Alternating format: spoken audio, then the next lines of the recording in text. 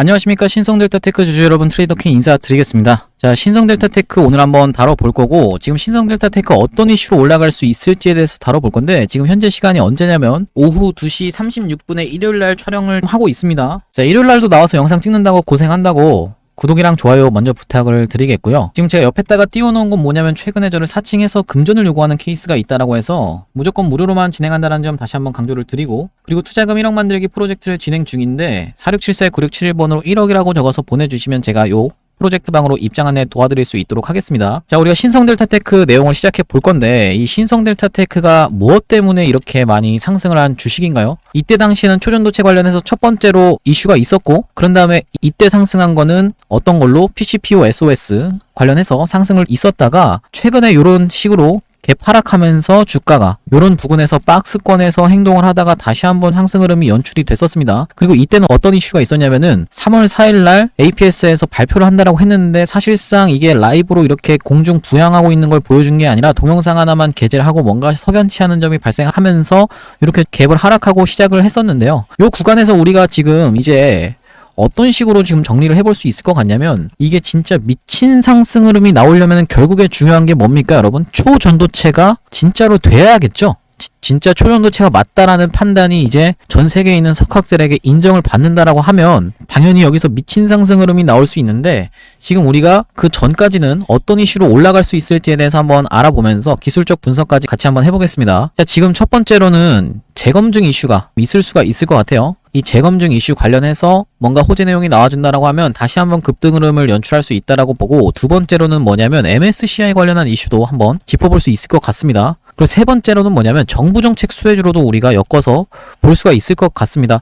이렇게 하나하나씩 짚어볼 건데, 이 재검증 관련한 이슈는 우리가 6월달을 좀 주목해서 봐야겠죠. 기간이 좀 걸리다 보니까 그 전까지 만약에 급등 흐름이 이어진다라고 하면은 요런 내용의 호재를 이용할 수 있을 것 같고, 여기다가 플러스해서 이제 로봇 관련해서도 한번 호재가 나올 수가 있는데, 사실상 초전도체 관련해서 15배가 올라간 종목이기 때문에 로봇 관련한 이슈보다는 요 MSCI와 정부정책 수혜주 관련한 내용을 먼저 한번 짚어주면 될 것 같은데요. 이 정부정책 수혜주라는 건 무슨 말이냐면은, 하태경 의원이 요런 얘기를 했었죠. 1월 24일날 기사가 하나 나오면서 신성델타테크도 급등 흐름이 있었는데 초전도 기술 촉진법안 발의하면서 과감히 투자의 전문가 육성해야라고 하면서 정부가 초전도 기술 연구 및 산업 발전을 지원하는 내용을 담은 법안이 발의됐다라고 하면서 어떤 식으로 지금 진행이 되고 있냐면, 위원회 심사 과정에 있습니다. 여기 보시면 1월 23일날 하태경 의원 등 10명이 이런 식으로 제안을 했었다라는 말씀이고요. 이 정부정책 수혜주로 돼서 만약에 정부에서 지원금을 받는 사업이다라고 하면 다시 한번 급등 흐름을 연출할 수 있을 것 같다라는 말씀이고, 두 번째로는 뭐냐면 이 MSCI 관련한 이슈를 한번 짚어드릴 건데요. 요거는 제가 신풍제약의 사례와 함께 짚어드리려고 하는데, 그 앞전에 있어서 제가 뭐라고 말씀을 드렸었냐면 2월 21일과 2월 28일 날 세력은 많은 물량을 정리했을 것으로 제가 말씀을 드렸었습니다. 뭐 세력이 팔았다고 하면서 영상 끄고 나가려고 하시는 분들 영상 끄지 마시고, 제가 세력이 팔았든 안 팔았든 상관없이 여러분들이 큰 수익을 볼 수 있는 히든 종목을 영상 뒤에다가 하나 넣어놨으니까요. 영상 끝까지 좀 시청을 부탁드리고요. 제가 세력이 많이 매도를 했을 거라고 생각을 했던 이유 중에 하나는 뭐냐면은, 이렇게 급락 흐름이 연출됐던 2월 21일 날 잘 상승을 하던 주가가 갑자기 오후 2시부터 시작해서 이렇게 급락 흐름이 별다른 악재 내용도 없었는데 급락 흐름이 연출되는 거는, 이거는 일반적인 개인들이 하기에는 말이 안 된다라고 저는 생각을 했었고요. 이때 2시 이후로 누군가는 이렇게 호가를 받쳐놓고 밥을 먹으러 갔을 수도 있고, 낮잠을 자고 계신 분들도 있을 거고, 직장에서 바쁘게 직장생활 하고 계신 분들도 있었을 텐데, 갑자기 이렇게 급락 흐름이 연출되면서 이렇게 큰 하락 흐름이 있었습니다. 누군가의 일관된 시장가 매도 버튼은 이거는 개인들이 연출할 수 없다라고 저는 판단을 해서 세력이 많은 물량을 정리했을 것으로 생각을 했고요. 그리고 이때 다시 한번 2월 28일 날 급락 흐름이 연출이 됐었는데, 최근에는 어떤 식으로 주가가 진행이 됐었냐면, 이런 구간에서 다시 한번 버티면서 거래량이 점점 줄어들고 있는 게 확인이 되시죠?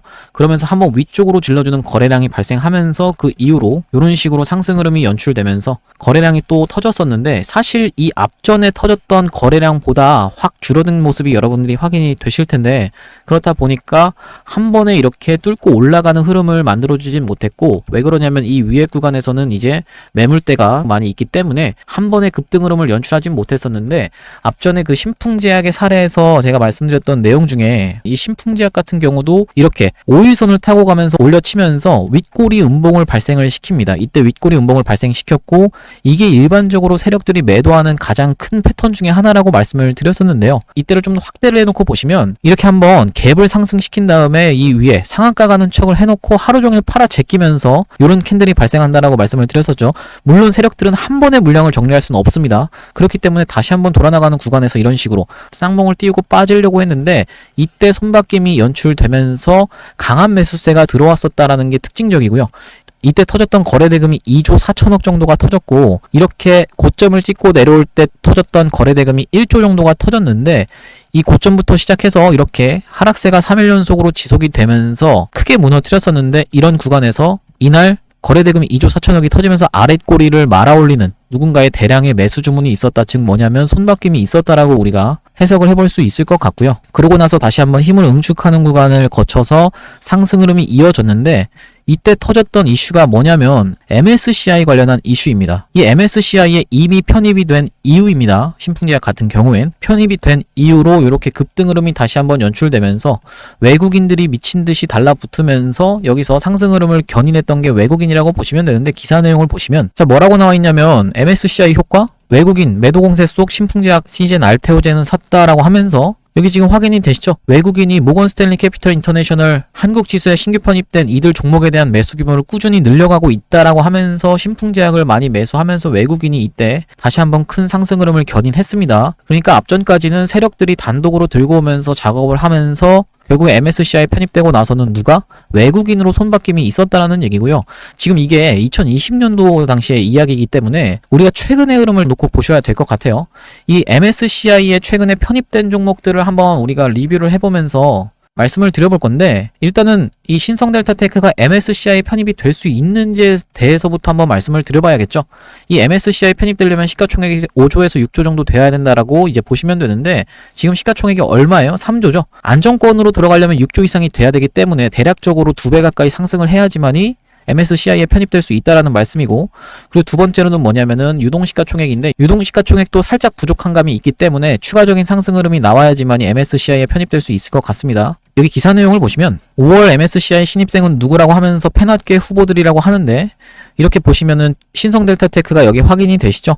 이 지금 MSCI라는 게 편입 요건이 어떻게 되냐면 첫 번째로는 시가총액이 되겠고 두 번째로는 유동시가총액 그리고 세 번째로는 급등 조건이 추가가 돼 있다라는 점이 여러분들이 알고 가셔야 되는 영역인데 이 급등 조건에 관해서는 우리가 앞전에 어떤 사례가 있었냐면 금양의 사례가 있었는데요. 금양이 갑자기 너무 급등을 하는 바람에 유동시가총액과 시가총액은 해당이 됐었지만 급등 조건에 걸려서 금양이 MSCI 편입에 실패를 했었던 게 작년 8월이라고 보시면 되는데 어쨌든지 간에 이 급등 조건에 걸려서 편입이 안 된다 하더라도 일단 다짜고짜 주가를 상승시키는 모멘텀으로는 활용할 수 있다라는 말씀입니다. 그게 포인트라는 말씀이고 그렇다라고 한다면 이 신성델타테크가 어쨌든 시가총액이 해당이 되려고 하면 지금 주가에서 얼마까지는 올라가야? 20만원까지는 올라가야지만이 이 MSCI를 노려볼만 한다라는 건데요. 이게 실제로 MSCI 편입이 되든 말든 상관없이 그냥 일단 주가를 다짜고짜 상승시키는 모멘텀으로는 작용할 수 있을 거다라는 말씀이고 우리가 앞전에 편입됐었던 에코프로머티랑 한진칼의 사례를 놓고 보시면 에코프로머티가 이때 편입이 완료가 되면서 2월 13일 날 편입이 완료가 됐습니다. 이때 20% 상승 흐름이 있었는데 사실상 고점은 어디서 찍어놨었냐면은 1월 11일 날 고점을 찍어놨습니다. 2월 13일 날 정작 편입된 이후로는 이렇게 흘러내렸고 이때 고점을 찍어놨었다라는 말씀이고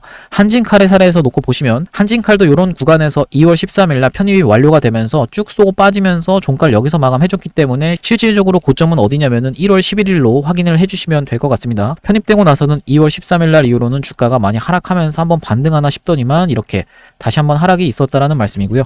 이 MSCI 관련해서는 계속적으로 어느 정도 유행하는 방식이 바뀐다라고 보시면 되는데 주가의 흐름이 이 앞전에는 어떤 식으로 행동을 했었냐면은 발표 이래 주가 상승률이 가장 높았던 이런 구간을 우리가 만나볼 수가 있었는데 이렇게 한 종목을 빼고 나머지 세 종목은 발표일 날 부근에서 가장 고점을 찍었던 게 여러분들이 확인이 되실 거고 그 1개월 후에는 이런 식으로 하락을 하는 게 더 많았습니다. 그리고 최근으로 올수록 어떤 식으로 움직이고 있는 경향이 포착이 되냐면 1개월 전, 발표 1개월 전보다도 주가가 발표일 날 떨어지는 이런 움직임이 포착이 된다라는 말씀인데 이 이후로 에코프로머티랑 한진칼 같은 경우는 둘 다 어떻게 움직였나요? 1개월 전에 사람들이 먹고 나오면서 이 기대감에 주가가 가장 고점을 찍어놓고 발표일날 쪽 쏘고 빠지는 식으로 이런 식으로 계속적으로 주가가 하락하는 이런 패턴으로 점점 유행이 바뀌고 있다는 말씀입니다. 그래서 우리가 이 MSCI가 도대체 뭐길래부터 제가 한번 설명을 드려보면 모건 스탠리 캐피탈 인터내셔널 인덱스라고 보시면 되는데요. 쉽게 말하면은 모건 스탠리라는 회사가 만든 지수라고 보시면 되는데 코스피 지수, 코스닥 같은 지수라고 보시면 되는데 이 지수에 편입되게 되면은 외국계 자본이 쏟아져 들어올 걸 생각해서 다짜고짜 주가를 상승시켜놓고 이런 고점 부근에서 MSCI 편입이 가능합니다라고 떠들어대면서 개인들을 엄청나게 꼬드겨서 이 구간에서 본인들은 물량을 팔고 나가는 방식으로 그리고 만약에 실제로 MSCI에 편입이 된다라고 하면 그 외국계 자본을 바탕으로 설거지를 하고 나가는 방식으로 지금까지 진행이 됐었습니다. 이 MSCI가 그렇게 대단한 거야? 라고 생각하시는 분들이 있을까봐 말씀드리면은 우리나라가 이 MSCI의 신흥국 펀드라고 보시면 되는데요. 이 신흥국 펀드에 만약에 신성 델타테크가 이렇게 써져 있다라고 하면 어떤 펀드 매니저가 나는 초전도체가 안 될 거라고 믿어서 신성 델타테크를 싫어하는 펀드 매니저가 있다라고 가정을 한번 해볼게요. 이 펀드 매니저가 신성 델타테크를 살 생각이 없었는데도 이 신흥국 펀드를 매수하는 순간 이 돈이 어디로 흘러 들어가요? 바로 신성 델타테크로 흘러 들어간다라는 얘기입니다. 그게 바로 이제 패시브 자금이라고 얘기를 하는 거고 이 패시브 자금이라는 게 외국계 자본이다 보니까 이 외국인이 투자한다라는 걸 기대감을 바탕으로 먼저 주가를 다짜고짜 상승시켜놓고 이런 고점 부근에서 MSCI를 이야기를 한다라는 거예요. 그래서 이 MSCI를 추종하는 미국계 펀드의 규모가 95%라고 보시면 되고 이 펀드의 운영 규모가 13조라고 보시면 되는데 이게 그냥 13조 원이 아니라 13조 달러라는 얘기입니다. 그만큼 이 MSCI라는 재료가 막강한 영향력을 가지고 있는 게 우리나라 시장인데 지금 신성 델타테크의 차트를 보시면 이런 구간에서는 최근에도 보여줬다시피 매물대가 강하게 있기 때문에 여기를 한 번에 뚫고 가는 게 굉장히 어려워 보이는데 만약에 이때 터져나오는 재료가 개인들 입장에서 받아들일 때는 굉장히 핵폭탄급 재료면 이 전고점을 넘어가는 상승 흐름이 나올 수 있다라는 말씀이고 그 재료로 활용될 수 있는 게 첫 번째로는 MSCI 관련한 이슈가 활용이 될 수가 있겠고 두 번째로는 정부정책 수혜주로 그리고 세 번째로는 재검증 이슈로 이렇게 우리가 정리를 해볼 수 있을 것 같습니다. 어쨌든지 간에 우리가 이때 터져나오는 재료의 크기를 보면서 대응을 해 나갈 건데 혼자서 대응하는 게 어렵다라고 하시는 분들은 위에 보이시는 번호인 4674에 9671번으로 신성이라고 보내주시면 제가 요 신성 델타테크 대응하실 수 있도록 문자로 안내를 드릴 수 있도록 하고요. 요 투자금 1억 만들기 공부방까지 같이 들어오실 분들은 신성 1억이라고 적어서 4674-9671번으로 문자 한 통 주시면 되겠고 우리가 지금 이 신성 델타테크가 이런 식으로 계속적으로 이슈가 있는 가운데 앞전에도 초전도체 관련해서 이슈가 되고 나서 양자 컴퓨터 관련 종목들이 움직였었습니다. 이런 구간을 말씀드리는 건데 지금 이런 구간이 한번 출현했던 만큼 요 기간 동안에 초전도체 관련한 이슈가 양자 컴퓨터 관련한 이슈로 잠깐 수급이 이동할 수 있다라고 말씀을 드리는 거고요. 이 양자 컴퓨터 관련 종목을 그래서 제가 히든 종목으로 가져와 봤는데 이 양자 컴퓨터 관련 종목들은 최근에 정부 정책 수혜주로도 편성이 되고 있습니다. 기사 내용을 한번 보시면 자 여기 뭐라고 나와 있냐면 양자 코팅 탄소 재난 기업 분야 R&D 도전장이라고 해서 과학기술정보통신부가 한계 도전 주제를 5개를 선정해서 정부가 양자를 육성한다라는 내용의 기사가 나와 있죠. 그리고 여기 보시면 SKT가 7개사가 참여하는 퀀텀 동맹 맺었다라고 하면서 155조 양자 시장을 공략한다라고 하는데 우리로랑 엑스게이트가 확인이 되실 거고요. 이런 내용의 기사가 나오면서 엑스게이트가 살짝 급등 흐름이 있었습니다. 엔비디아가 글로벌 파트너들과 양자 컴퓨팅 확장 나서라고 하는데 최근에 또 나온 기사 내용 중에 이호성 표준년 원장 양자 컴퓨팅 원천 기술 확보하기 위해서 해외 석학을 데려오겠다라는 내용의 기사가 20일 날 나왔는데요. 이 엑스게이트가 당일에 이렇게 15% 정도 쏘고 8%로 종가를 마감했었는데 제가 올해는 우리로나 엑스게이트보다 더 큰 상승 흐름이 있을 수 있는 종목을 히든 종목으로 발굴을 해왔고 왜 더 큰 상승 흐름을 보여줄 수 있냐면 5년여에 걸쳐서 철저하게 매집을 한 종목이어서 만약에 상승 흐름이 연출된다라고 하면은 더 크게 상승할 수 있을 거라고 봐서 제가 이 히든 종목을 가져와 봤고요. 바로 이 종목이라고 보시면 되는데 이 종목이 상장한 이래로 이런 식으로 삼각 수렴으로 고점을 낮추면서 이렇게 삼각 수렴을 해오던 그리고 저점을 이런 식으로 수렴을 해오던 차트인데 지금 보시면 이렇게 올려치는 구간에서 거래량이 들어오면서 계속적으로 매집을 했기 때문에 긴 기간 동안 매집을 했기 때문에 충분히 대세 상승이 가능하다라고 저는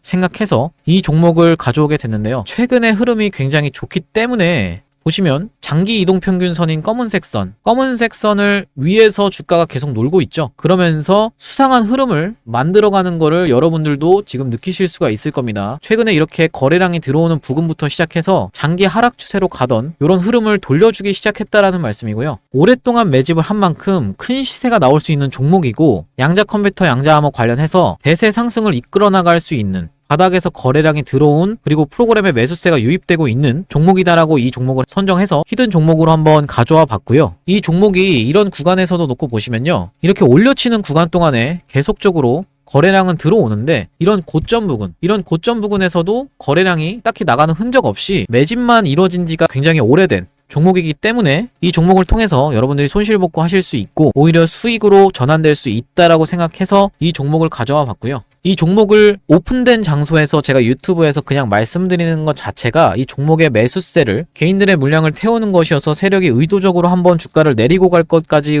염두에 둬서 위에 보이시는 번호로 문자 보내주시는 분들한테만 제가 이 종목 보내드릴 수 있도록 하고요. 위에 보이시는 번호인 010-4674에 9671번으로 히든이라고 보내주시면 제가 확인하고 신성 델타테크로 보신 손실 만약에 있다라고 하면 복구하실 수 있도록 이 양자 컴퓨터 관련주, 양자암호 관련주 보내드릴 수 있도록 하겠습니다. 여러분들이 어쨌든 신성 델타테크 고점에서 물리신 분들도 40% 가까운 손실인데 충분히 이 종목이 만약에 대세 상승이 나온다라고 하면은 이런 전고점 구간까지만 가도 200% 가까운 상승이기 때문에 우리가 충분히 마이너스 40% 정도 손실 보는 거는 복구할 수 있다라고 저는 생각을 하고요. 4674에 9671번으로 히든이라고 보내주시는 분들께 제가 이 종목 매수가, 매도가, 그리고 목표 기간이랑 비중까지 해서 제가 이 종목 안내드릴 수 있도록 하고요. 보시다시피 이렇게 굉장히 최근에 흐름이 좋은데 왜 좋다고 말씀드리냐면 여기서 이렇게 앞전에 찔러놨던 요런 구간이 결국에는 매집이었다라는 게 무슨 말이냐면 이 구간의 박스권 상단까지 살금살금 도달하고 있는데 거래량이 거의 늘어나지 않고 계속적으로 상승 흐름을 연출하고 있습니다. 무슨 말이에요? 여기까지 매집을 해놨고 기다리고 있다라는 겁니다. 슈팅을 기다리고 있고 슬금슬금 올리고 있는데 이 박스권 상단을 돌파하기 시작하는 시점부터는 본격적인 상승을 기대해 볼 수 있기 때문에 왜냐면 이 위로는 매물대가 낮기 때문에 그리고 이런 구간에서도 매집을 다 해놨기 때문에 지금 이슈를 받을 수 있는 양자 관련해서 이슈를 받을 수 있는 지금 시점에서 한번 돌파 흐름이 나오면 상단까지 이런 역사적 신고가 부근까지도 노려볼 수 있는 그런 상승이 나올 수 있는 종목으로 제가 이 종목을 선정했는데요. 이런 종목 같은 경우는 장기 이동 평균선인 검은 선이 지금 이렇게 딸려오는 과정에서 손절을 잡더라도 짧게 잡으면서 익절은 굉장히 길게 가져갈 수 있는 종목이기 때문에 이 종목을 토대로 여러분들이 손실을 복구하셨으면 좋겠고 보시다시피 이 구간에서 가장 많은 매물대가 찍혀있는 만큼 이 구간에서 집중적인 매물 소화가 있었다라는 게 확인이 되실 텐데요. 제가 유튜브 같이 오픈된 장소에서 말씀드려서 모든 분들이 타게 되면 이 종목이 갈 종목도 안 가면서 한번 개미털기가 나올 것이 분명하기 때문에 제가 지금 최근에 종목이 좋은 상황에서 급하게 가실 수 있는 종목으로 소전도체 다음 테마로 양자 컴퓨터로 갈 수 있는 종목으로 이 종목을 들어가셔야 된다라고 말씀을 드리는 거고 위에 보이시는 번호인 4674에 9671번으로 히든이라고 보내주시면 제가 확인하고 문자로 답장 안내 드릴 수 있도록 하겠습니다. 오늘도 분석 영상 시청해주셔서 감사하고요. 구독이랑 좋아요 한 번씩만 부탁드리겠습니다. 감사합니다.